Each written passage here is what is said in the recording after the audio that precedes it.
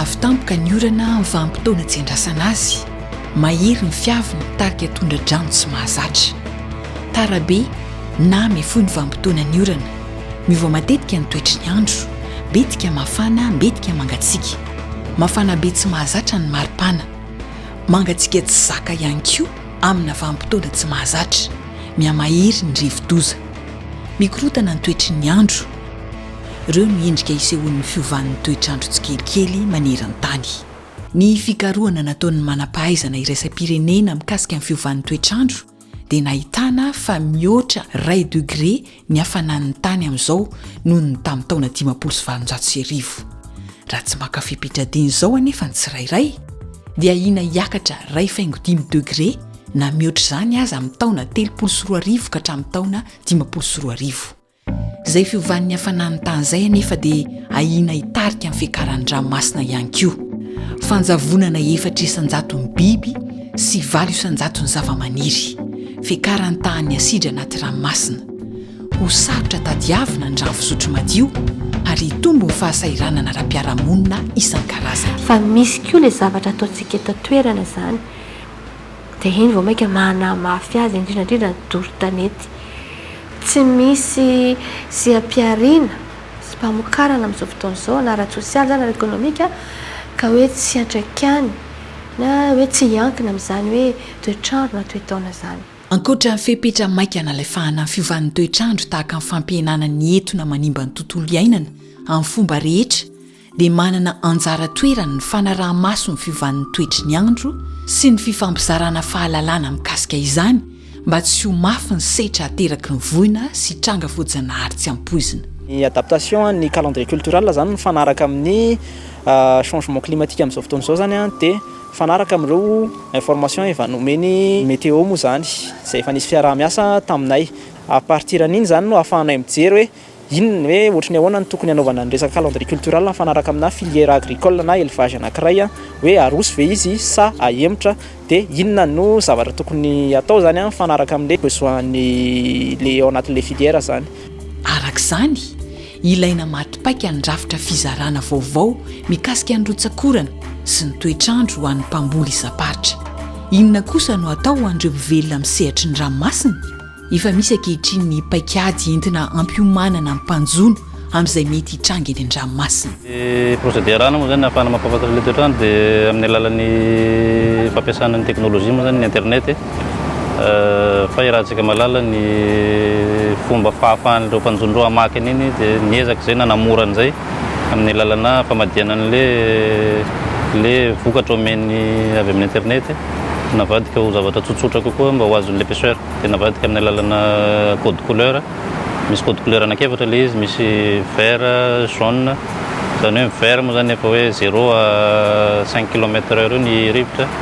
fa ny jaune no matetika andehana ny pêcheur efa miakatra orange izy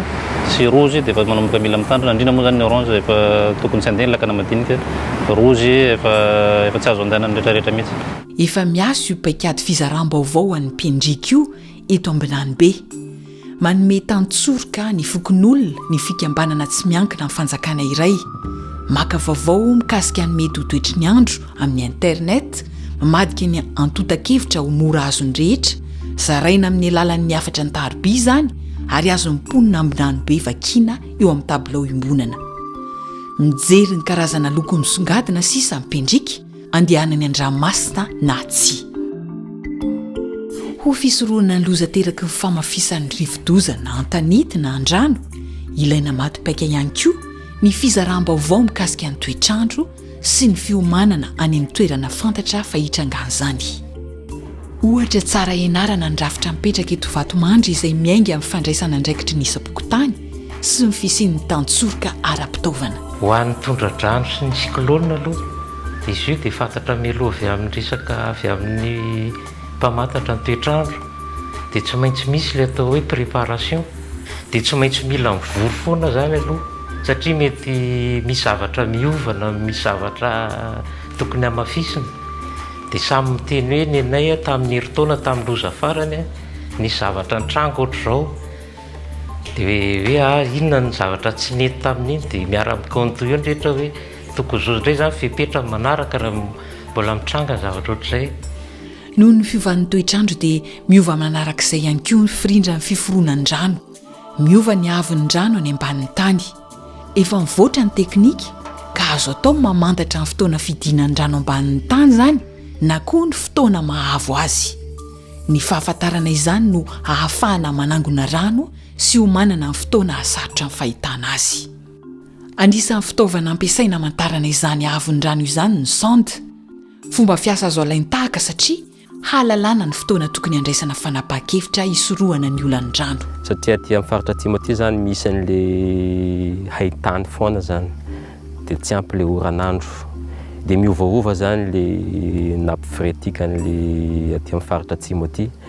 Dia izay zany ny antony nametrahana an'ity sonde ity zany mba ahafahana mamantatra hoe ny fiovaovan'le toetrandro. Misy données alaina zany io isaky ny 3 volana dia ampifandraisina ery amin'le station ery diny no alefa any amin'ny tompony andraikitra voalohany mahakasika an'izay zavatra izay mba tsy ho tampoka amin'le projet zany le fiovaovan'le toetrandro sy le sy fahanjarian-tsakafo aty amin'ny faritra atsimo. Fepetra iray ahafahana manalefaka amin'ny fiovan'ny toetrandro ny ezaka fambolekazo.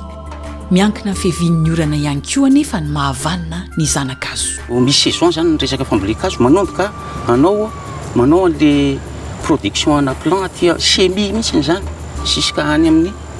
plantation dia zay vao manaraka ny suivi. Nanomboka natongavan'ny tetikasa pakaraka eto Mahanoro zany efa mahazo ny information mikasika ny météo zany zahay zany zao. Azo arahana tsara mihitsy ny hoe amin'ny fotoana inona zany ny ahafahana manomboka le asa zany sy hamaritana fotoana raha tsika resaka ohatra ny hoe resaka fambolekazo fotsiny zany dia azo fatarina tsara mihitsy ny amin'ny fahafantarana le prévision météo ny ametrahana programme anaovana an'le fambolekazo.